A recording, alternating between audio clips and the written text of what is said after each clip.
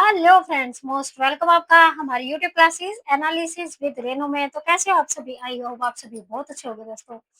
तो मैं आपको आज पॉलिटिकल साइंस क्या करने वाली हूँ, स्टार्ट कराने वाली हूँ। तो ध्यान से क्या करना है, आपको पढ़ना है। तो मैं आपको कंप्लीट कराऊंगी पॉलिटिकल साइंस।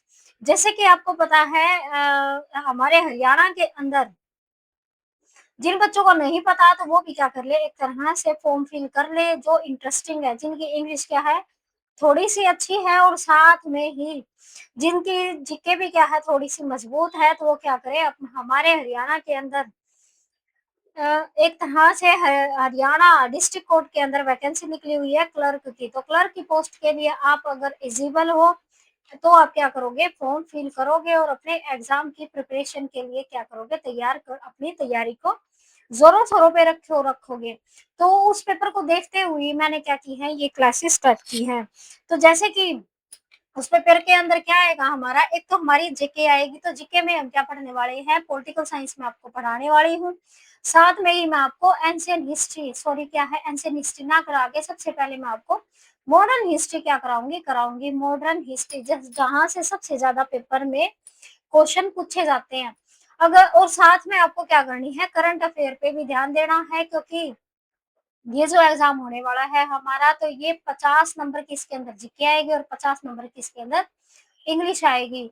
तो इसमें टू पार्ट्स आएंगे। तो पहले जीके आएगी, उसके अंदर हमारी जीके के अंदर सारी चीजें हमारी क्या है, इंक्लूड है। तो इसके अंदर हिस्ट्री, पॉलिटिकल साइंस और साथ में हमारी स्टैटिक जीके, और साथ में हम क्या पढ़ने वाले हैं अपने, मतलब एक तरह से हमारी ज्योग्राफी भी है, हमारी इकोनॉमिक्स भी है, और हमारी साइंस भी है, कंप्यूटर भी है। ये सारी चीजें हमारी जीके के अंदर आएंगी और 50 नंबर की ये सारी चीजें आने वाली हैं। तो काफी जोरों शोरों से सब्जेक्ट बहुत ज्यादा है। तो आपको एक एक सब्जेक्ट को लेते हुए चलना है, और काफी ज्यादा अच्छे तरीके से आपको सारी चीजों को अपना तैयार करना है। अगर आपका जीके में 33% आपका क्या रहेगा, स्कोर रहेगा, तो ही आपका जो इंग्लिश का पेपर होगा वो आपका चेक होने वाला है, अदरवाइज वो पेपर चेक भी नहीं होगा। ठीक है, तो ये क्या करना है, आपको ध्यान में रखना है। तो इसी वाले वजह से जीके हमारे क्या हो जाती है, इंपॉर्टेंट हो जाती है। तो जीके को देखते हुए हम क्या करेंगे, इसमें मैं आपको तैयार कराने वाली हूँ। तो हम क्या पढ़ने वाले हैं, अपनी पॉलिटिकल साइंस पढ़ने वाले हैं। तो आज की हमारी क्या है, ये फर्स्ट क्लास है। अगर आपको क्लास अच्छी लगे तो इस मेहनत के लिए आपको वीडियो को लाइक, शेयर और सब्सक्राइब जरूर करना है। साथ में मैं आपको स्टैटिक जीके भी कराऊंगी।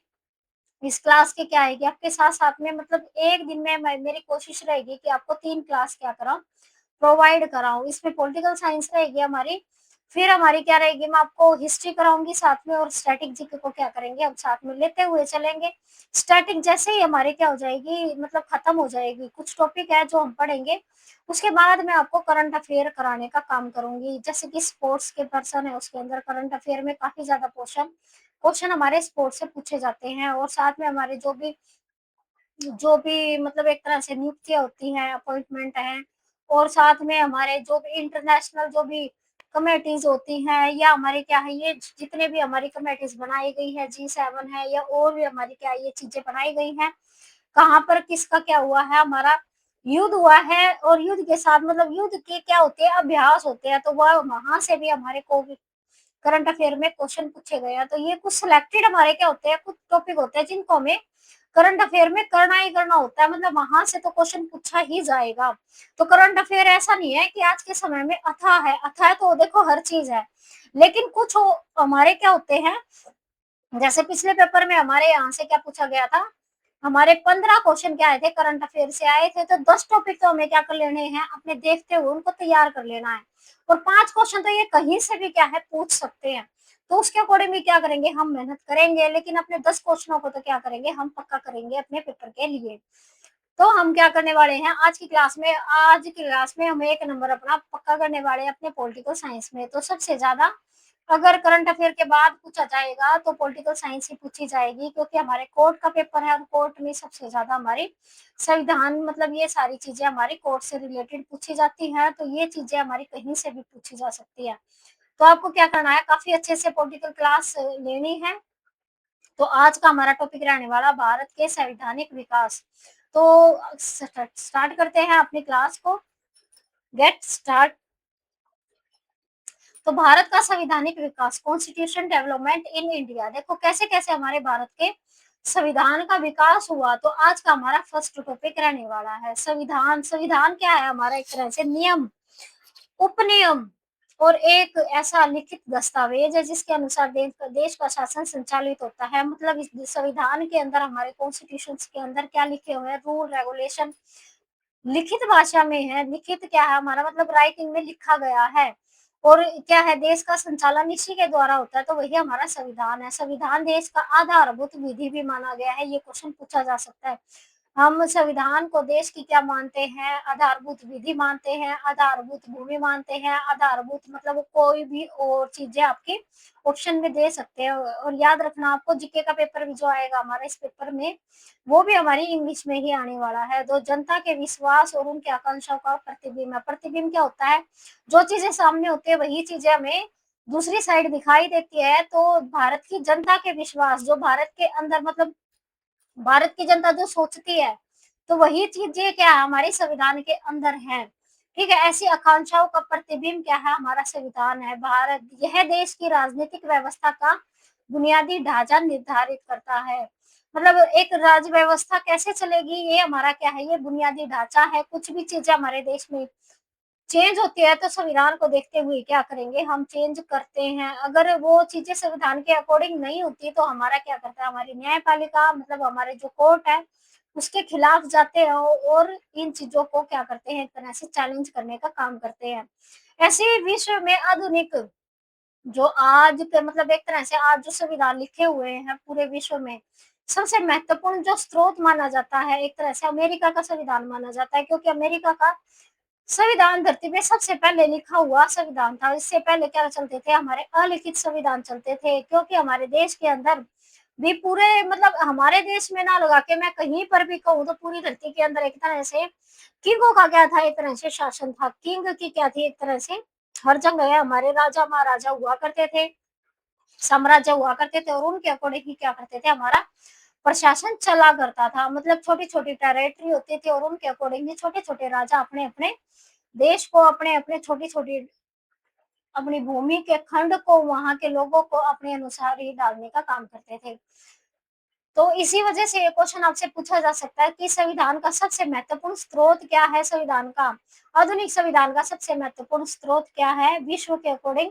तो अमेरिका का संविधान है। क्योंकि 1789 में जो हमारा विश्व का पहला विश्व का पहला लिखित संविधान हमारा क्या था? ये अमेरिका का संविधान था जो 1789 में लिखा गया था। अगर आप आगे बात करेंगे तो इंग्लैंड का संविधान अलिखित संविधान है। देखो, हम अपनी धरती पे क्या मानते हैं? अपने इंग्लैंड को एक तरह से मतलब इंग्लैंड ने हमारे ऊपर बहुत साल 200 साल क्या किया है? शासन किया है। तो काफ़ी कुछ चीज़ें हमारे संविधान के अंदर हम इंग्लैंड से ही लिए, हम मतलब क्या है ये ली गई हैं। तो इसी वजह से मतलब क्या है? हमारे ऊपर जो भी संवैधानिक ढाँचा है वो हम क्या लेंगे? इंग्लैंड से लेंगे। तो इंग्लैंड की बातें हम क्या करने वाले हैं? अपने संविधान में पॉलिटिकल में ज़्यादा करने वाले हैं। तो इसी वजह से इंग्लैंड का क्या है यहाँ पर नाम आया। तो इंग्लैंड का संविधान अलिखित संविधान है। मतलब ये तरह से ये आज तक भी लिखित नहीं है। इंग्लैंड के संविधान को सहयोग और बुद्धिमत्ता का क्या माना जाता है? शिशु माना जाता है। अब है संविधान राज्य व्यवस्था के 3 प्रमुख अंग, मतलब संविधान को चलाने की राज्य व्यवस्था उसके 3 अंग मतलब 3 तरीके से हम क्या करते हैं? इसको चलाते हैं। क्या? कार्यपालिका, एक है विधायिका। विधायिका क्या करती है? विधि बनाती है। विधि मतलब कानून बनाने का काम करेगी। जैसा भी समाज को जरूरत होती है तो कुछ बहुमूल्य और बहुबुद्धि अगर हम माने तो बहुबुद्धि लोग क्या करते हैं? उस जरूरत को देखते हुए, उस टाइम को देखते हुए क्या करते हैं? कुछ कानून बनाने का काम करते हैं। उसके बाद जो भी कानून बने हैं उसको एक तरह से मतलब भूमि पर उतारने का, उसको इम्प्लीमेंट करने का काम कौन करेगी? कार्यपालिका करेगी। अगर इनके अंदर इस कानून के अंदर कोई भी दिक्कत है तो उसको एक तरह से ठीक करवाने का काम कौन करती है? हमारी न्यायपालिका करती है कि ये हमारे देश के लिए ठीक है या नहीं है। तो ये शक्तियाँ हमारी क्या है? ये 3 भागों में बाँटी हुई है। कार्यपालिका, विधायिका और न्यायपालिका। इसकी शक्ति तथा अधिकारों की परिभाषा क्या है? इसके अंदर दी गई है। भारत के संविधान सतत विकास का परिणाम माना जाता है। भारत के संवैधानिक विकास हम 2 भागों में क्या करते हैं? इसको बाँटते हैं। ईस्ट इंडिया कंपनी के संविधान के अंतर्गत और एक ब्रिटिश शासन के अंतर्गत। अब ईस्ट इंडिया कंपनी का शासन के अंतर्गत मतलब हमारे देश के अंदर सबसे पहले ना कह के मतलब सबसे ज्यादा जो भी इफेक्ट रहा है तो ईस्ट इंडिया कंपनी का रहा है। और भी बहुत सारी कंपनियां हमारे यहाँ पर देश के अंदर आई थी, लेकिन क्या हुआ, सबसे ज्यादा जो भी शासन करने का काम किया और सबसे ज्यादा टाइम पीरियड भी क्या है हमारे इस मतलब ये ब्रिटिश की ईस्ट इंडिया कंपनी ने हमारे ऊपर शासन किया। और भी मतलब क्या है, एक तरह से देखो इसके अंदर क्या हुआ था, जो भी और देश आए थे हमारे ऊपर मतलब व्यापार करने के लिए, तो उसके पहले ही ईस्ट इंडिया कंपनी भी यहाँ पर आ गई थी। लेकिन यहाँ के लोगों की एक तरह से माइंड को पढ़ते हुए और यहाँ के झगड़ों को देखते हुए ईस्ट इंडिया कंपनी में ने यहाँ पर क्या किया, अपने पैर पसारने स्टार्ट कर दिए थे। तो इसी वजह से ईस्ट इंडिया कंपनी क्या है, इसको दो भागों में हम इसको बांटेंगे। तो ईस्ट इंडिया कंपनी का जब शासन आएगा तो 1600 में हमारे यहाँ पर ईस्ट इंडिया कंपनी आई थी।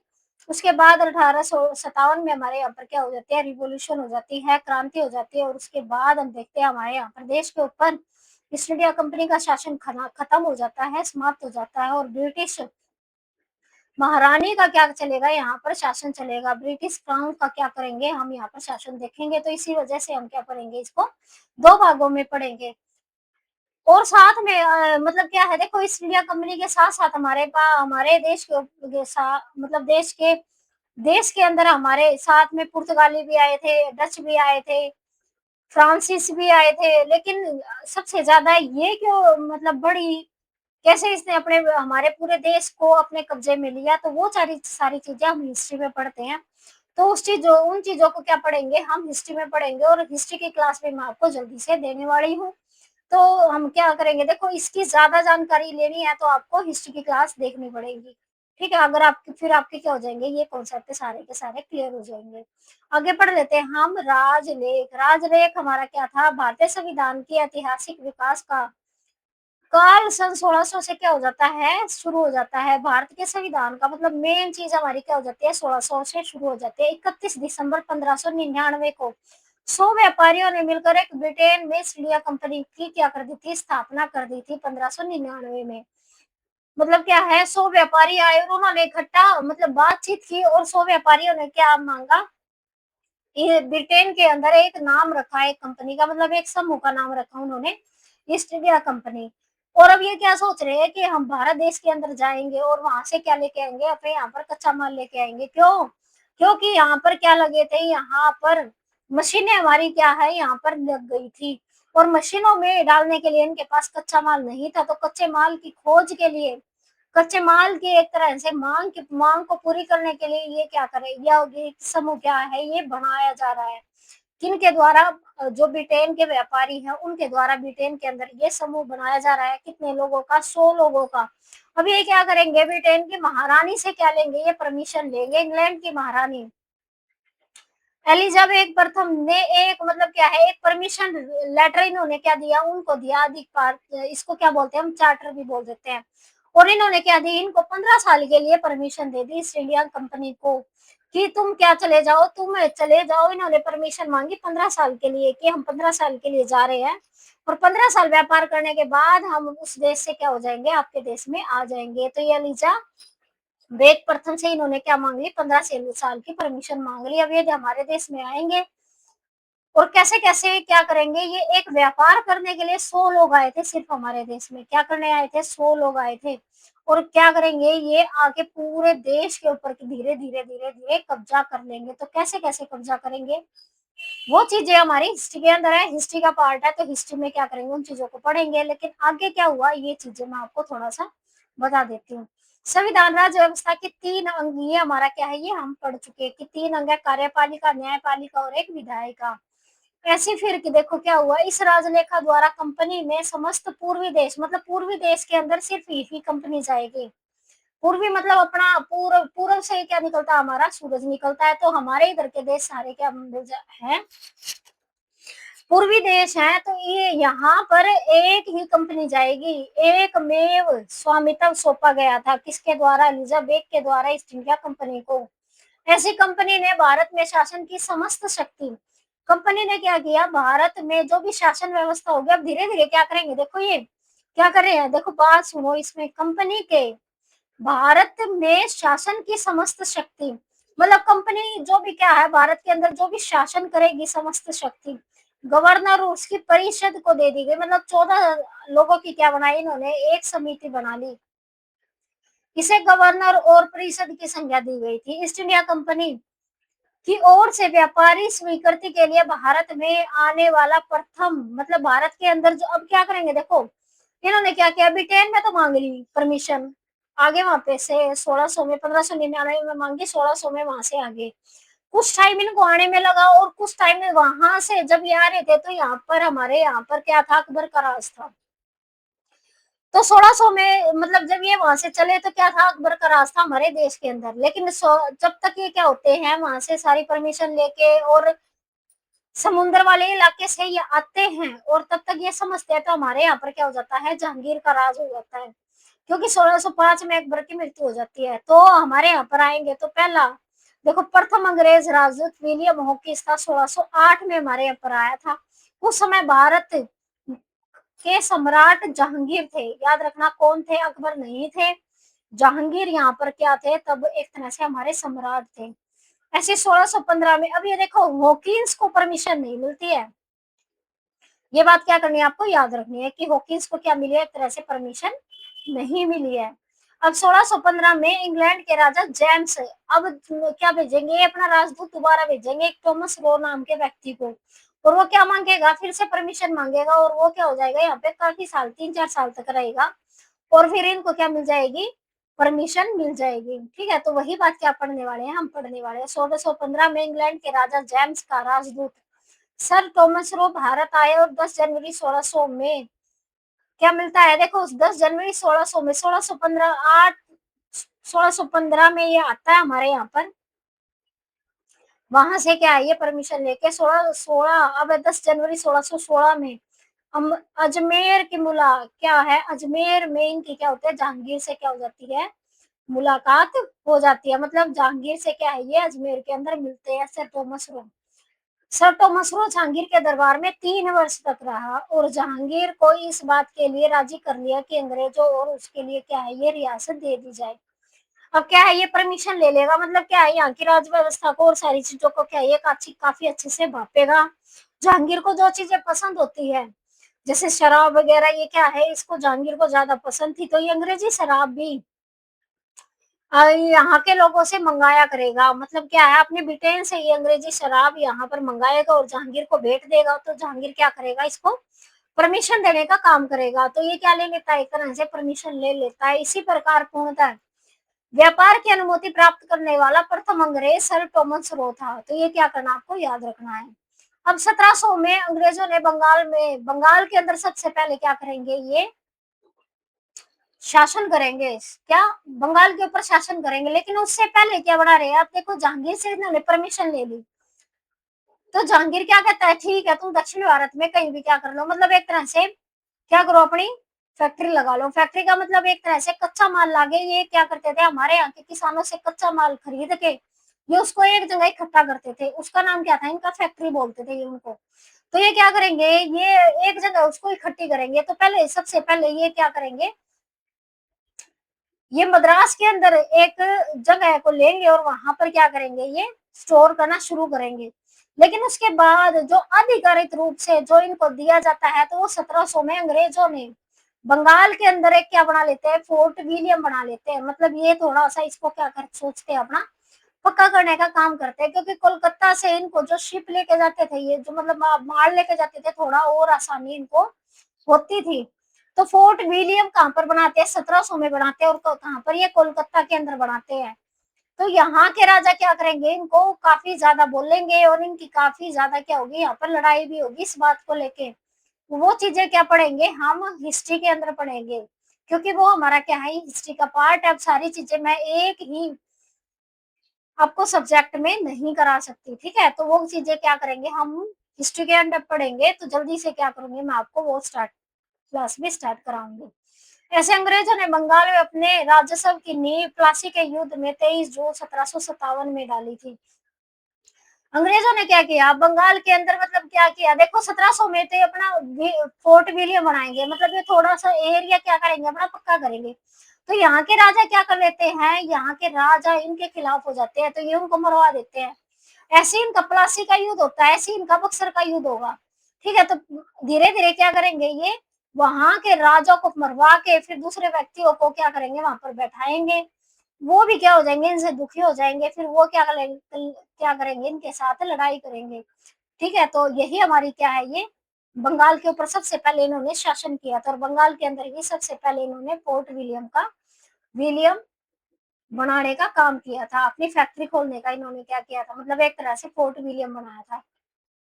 अंग्रेजों ने बंगाल में अपने साम्राज्य की नींव प्लासी के युद्ध 23 जून मतलब गर्मी का टाइम था, 1757 में डाली थी। रॉबर्ट क्लाइव बंगाल का प्रथम गवर्नर था। कौन था, रॉबर्ट क्लाइव था। क्या था, रॉबर्ट क्लाइव बंगाल का पहला गवर्नर था। तो बंगाल के अंदर जो भी अब क्या हो जाएगा, इनका शासन हो गया कहाँ से, प्लासी के युद्ध से।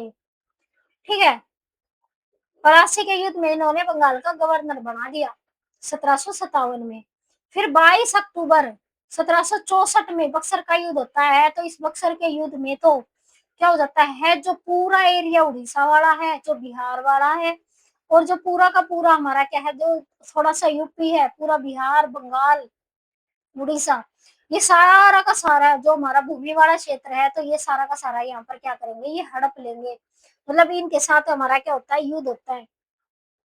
हमारे सिराजुद्दौला का, मीर कासिम का, और इलाहाबाद के हमारे महाराज का भी क्या होता है, इनके साथ तीनों इकट्ठे मिलके क्या लड़ेंगे, इनसे बक्सर का युद्ध लड़ेंगे, और लेकिन वो क्या हो जाएंगे, हार जाएंगे। तो 22 अक्टूबर 1664 को बक्सर के युद्ध में अंग्रेजी सेना विजय हुई, और बक्सर के पश्चात, इस बक्सर के युद्ध के पश्चात 1765 में अगले ही साल इलाहाबाद के अंदर क्या हो जाती है, इनकी संधि होती है। इलाहाबाद के अंदर क्यों होगी, क्योंकि इलाहाबाद वाला एरिया भी क्या करेंगे, ये हड़पने का काम करेंगे, यहाँ पर किला भी लेंगे, यहाँ से बहुत सारी रियासतें लेने का ये काम करेंगे।